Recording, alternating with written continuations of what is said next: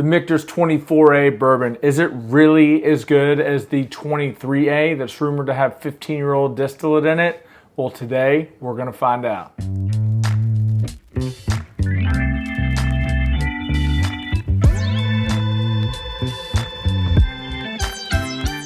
Welcome back to another episode of Neat Bourbon. My name's Tanner, and today we got a blind battle for you guys because we've got the Michter's 23A going against the 23E and 24A bourbons. Now, the reason why I think that this blind is pretty important is that there's a vast difference in valuation on the secondary markets, depending on what Michter's 10 batch there is. So, for a general rule of thumb, they usually range in between $350 and $450.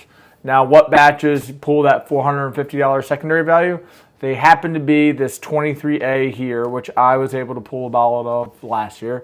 And then also, rumors are that the 24A, happens to pull closer to that $450 figure. Now, all of the other batches, they say, the rumors are they just don't have quite as old distillate in it. So, we're going to determine which batch is best. I've got the 24A, 23A, and 23E. Thanks so much to an amazing subscriber, Tim, for shooting over these samples. Couldn't do this video without you, buddy, so really appreciate it, man. Anyway, so got the glasses poured up here, and I do not know the order of these glasses, but we're just going to go ahead and see, hey, which one of these does a batch actually stand out? And is it actually worth a $100 premium in secondary market value? Anyways, off to the first glass. Ooh. So just so you know, all these bottles come in at 94.4 proof. Their age stated 10 years, but the 23A, was rumored to have significantly older, distillate in that bottle. So these are all single barrels. So there's going to be batch variation. Quick smell. So 1 and 3 definitely have the most robust nose. Number 1, is coming off a little bit a little proofier there on the nose, a lot more of a scotch of a hair of ethanol there. Whereas this, glass 3 is just all deep, rich brown sugars, a lot of cherry, a little oak there. Yeah, picking up some cherry notes on this glass 1. Got a lot of vanillas. Anyways, off to the palate. Cheers. Now the oak on this isn't crazy robust there, but it is a little bit, it does have some sweet oak there, which I'm a big fan of. It's just not overpowering and dominant. It's more of a complementing flavor. This has a lot of brown sugars and caramels. It's some hints of stewed berry there, but definitely picking up some tobacco and leathery notes there along with that sweet oak. But that sweet vanilla, brown sugar caramel there on the front, a hint of stewed, that one's good. Off to the second. Ooh. Man, so this is a little bit more, so 2's a little bit more faint, I would say. A lot of vanillas, very sweet, some caramels there. Very, very faint hint of fruit there on the nose. Not strong enough to distinguish a type, but you can tell it is a little fruit. Anyways, off to the palate. Cheers. Dang. So whereas the nose was not quite as robust on this one as it was with glass 1, the palate really shined through. This is a sweet monster. It has all of that sweet oak there on the finish, and then that oak combined with those heavy cherry notes in the middle with the brown sugars and caramels and with that black pepper spice really kind of all together makes that like Dr. Pepper fruity characteristic cola spice there with the oak on the palate. Really digging the palate on glass 2. That's fantastic. I wish it was a little bit stronger there. You can kind of tell a little bit right there that it is only a lower proof, and man, if that were 100 proof or 110, that would be lights out. But still very pleased with the palate on glass 2. Anyways, over to glass 3.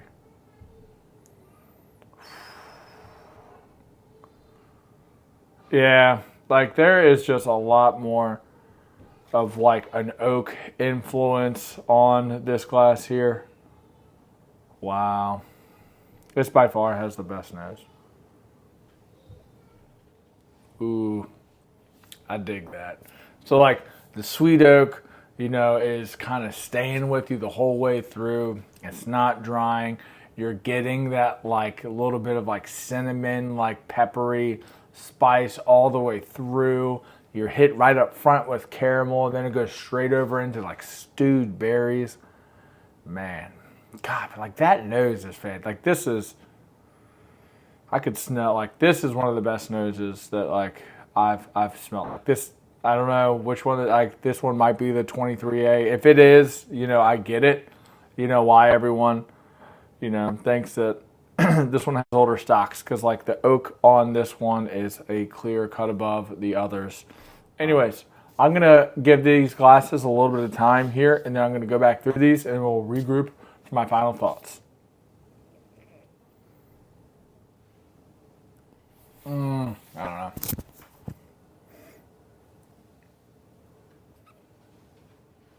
All right, and we are back. So I've got these glasses in my final order. I've got them ranked. I went, last place was glass 1. Glass 2 and 3 were incredibly close when I was going back through these.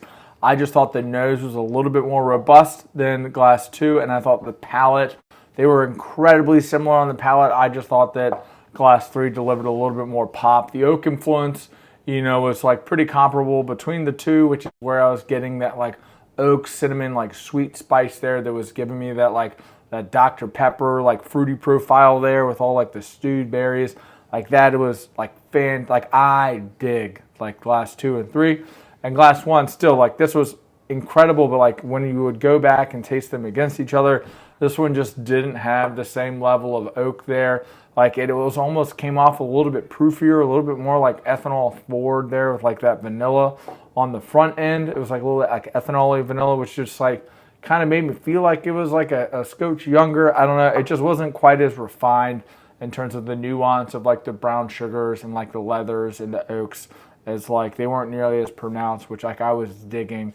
And like that little bit of ethanol flavor there, like kind of, I don't say it was off-putting, but like, drinking something like super old, and you just don't expect for like that note to be anywhere near a bottle like that. Still, we're going to go, so if I had to guess, I would go, this would be 23A, this would be 24A, and this would be the 23E. But again, like that's just going off of like the oak influence with like the leathers and the tobaccos, because again, as those become, more prominent and dominant, that, leans me to think that the distillate's a little bit older. So that's why I'm leaning with this one, and it was the most refined and put together. Anyways, all right, third place. All right, got it. I don't know why I do that. You can't see it. So 23E. So that is this one right here, 23E. We are down to the A batches. We're going to go ahead with this one. All right, we got 24A and then 23A. All right, so the 23A, this is the second time that I've done a blind with the 23A in it, and it has, brought home the W in both of the blinds. This 24A is fantastic, but I do think the 23A does eke it out a little bit. So in conclusion, guys, like, is this 24A worth $100 premium over these two batches? Or, I would definitely say the 23A deserves a premium over this 23E. But when you're looking at the 24A, I think they are both, pretty comparable. I do think that this 23A is a little bit more put together, a little bit more robust. So but now, is this worth $450? Like, I don't know. I mean, like, I don't really, that's a lot of money. I don't know. If it's in your wheelhouse and you can swing for the fences and get this bottle, like, get it. But, I don't know. I wouldn't be a buyer of this bottle at $450. I think it's fantastic around that $200. I would even go up to probably like $250 personally on one of these, and that's like my cap for spending money on bourbon. I had to increase it this year for the Russell's 15. So like, it used to be $200, now we're at $250. So, hey, inflation's hitting my bottle budget too. I hope y'all enjoyed this video today. If you have, would you please consider giving me a like? Would you please consider subscribing? And as always, my name's Tanner. This is Neat Bourbon. And pop the bottles and share the pours, and we'll see you in the next one.